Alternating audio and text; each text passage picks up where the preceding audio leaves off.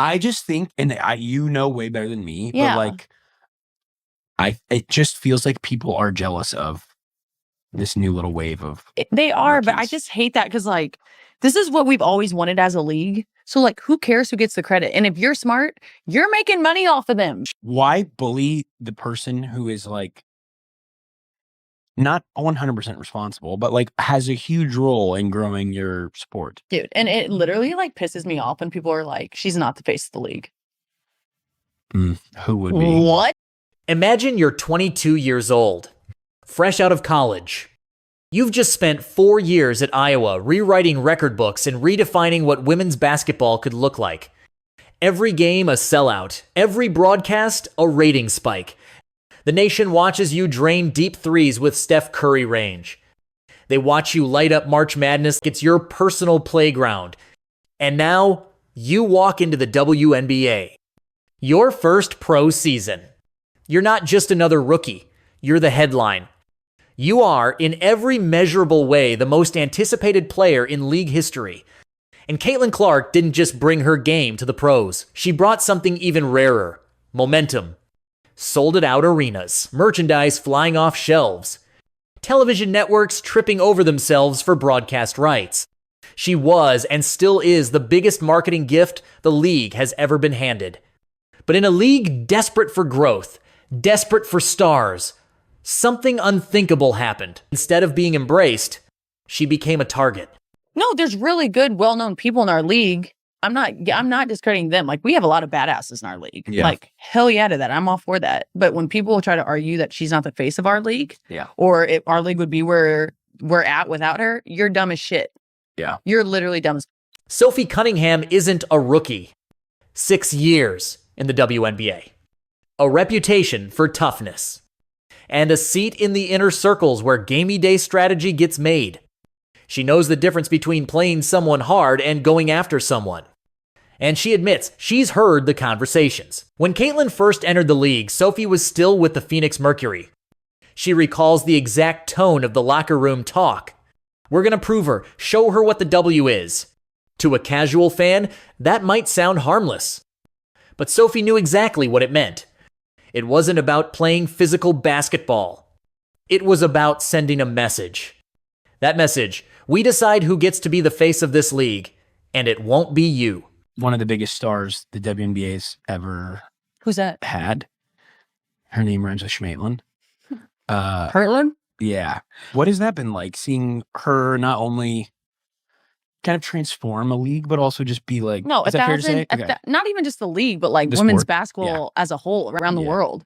No, I think it's awesome. I think it's so funny because she's like 22, 23 years old and the whole world is watching her. Every rookie gets tested. That's part of the culture. You drive into the lane, you're going to meet a forearm. You celebrate too loud, you're going to get an earful. But Sophie says this is different. More vicious, more personal. It's not a welcome two-league bump. It's sustained. It's coordinated.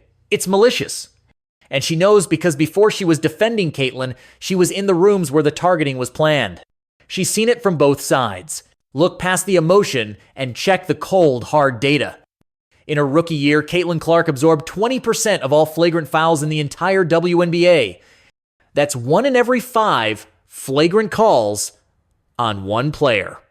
In just her second season, she's already missed 14 games. Not from rest, not from freak accidents, from impact injuries, 2 groin strains, 1 quad strain.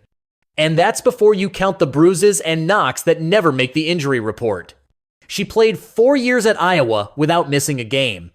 Now, she can't get through a single pro season without being sidelined again and again. That's not coincidence. That's a campaign. There's no player ever that's gotten this type of treatment coming into the league. LeBron will probably be the closest person that got this type of treatment. And that's only because he big as fuck and he used to come to the lane, and the only way you could stop him is to pull him down. But even when they used to pull his ass down, they did not try to hurt him. A lot of times they would just grab LeBron and not just stop him from falling. It wasn't malicious with this shit. And it's so sad that y'all just turning a blind eye. Y'all just like, oh, it's not bullying. She's not getting targeted. She deserves it because she talks trash. Oh my God. Here's the part that pushes Sophie over the edge. The referees, They see it, and they let it slide. Kennedy Carter's cheap shot called a common foul. Alyssa Thomas's shoulder blast, no flagrant. Marina Mabry's shove to the floor play on. Sophie's point is brutal. If this happened to any other player, there'd be ejections, suspensions. Instead, silence. And it's that silence that's just as dangerous as the hits themselves. All the sports anchors, they're all haters too. That's crazy. They're definitely not analysts. They don't know shit about basketball. Rick? What the fuck are you talking about? I've never seen so much hate on a new athlete since I've been living. Since my 43 years of living, I've never seen so much hate towards an athlete. He says, oh, she's not getting bullied. This is normal physicality. If you're going to be talking shit, putting it in my face and saying, yeah, what up, then you're going to have that shit coming for you. Somebody going to bust you in the mouth for knocking a shot down and talking shit about it. The moment that made Sophie the internet's new favorite player came in a game against the Sparks. Another hard hit on Caitlin no whistle. Sophie's jaw clenches. Seconds later, she delivers her own hard foul, deliberate, emphatic, undeniable. It sparks a melee player's swarm. The crowd roars. But this wasn't just retaliation. This was Sophie stepping into a new role. If you want to take her down, you're going through me first. So look, what we all been witnessing right before our eyes about our precious CC, my precious CC, Caitlin Clark, for the ones who didn't know. So basically, she was saying that when they was preparing, when she was on the other team before she came to the Indiana Fever, we talking about Sophie Cunningham. She was basically saying that the Phoenix Mercury players were basically game planning and saying that they was going to assault her. In the first half, the refs didn't call. Someone should have been thrown out, and the refs did not call it. Correct. I remember that. They didn't. And so I was like, That all was when right. she got full body Dude, chested. by 3 people. Late. Yeah. Like 2 people, they're like, oh, it's fine. I'm like, if that was anyone else, I would have been booted out of the game. I know that for sure. I'm a little sassy, but like, so are they. Your leash is shorter though, because they know. Literally. I don't even have a leash. I just have a freaking collar and a hand on it. Anyway, so there was like 45 seconds left. The girl stole the ball and I was running back and I was like, we're up. I don't need to foul. And I was like, just let her go. And I was like, all right, like, who cares? Last second, intrusive thoughts. I was like, fuck. In less than 2 days, her TikTok jumps by 600,000 followers. Her jersey, gone, sold out. Endorsements start calling Adidas, Ring, Arby's. The media dubs her. The Enforcer fans rally around her. But Sophie isn't basking in it because she knows what's coming next.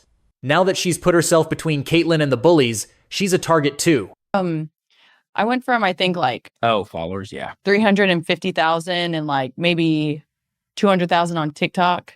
You had 200,000 on TikTok a month ago? No, before the fight. Before the fight, and then I had like 350 on 100,000 on Instagram over the night or over like a day and a half, over 1 million on both. Insane. This is coming from me though, dude. I got tired of seeing myself. I get it. And I love myself. Oh, I get it. I love myself. Sophie says it out loud. Jealousy. Clark dominated fan voting for the All-O-Star game. Yet in player voting, she barely cracked the top 10 among guards. It's so blatant, even Dick Vitale called it pure jealousy. And some players, they don't hide it. They've made shady comments in interviews. They've smirked when Caitlin limped off the court. Here's the insane part.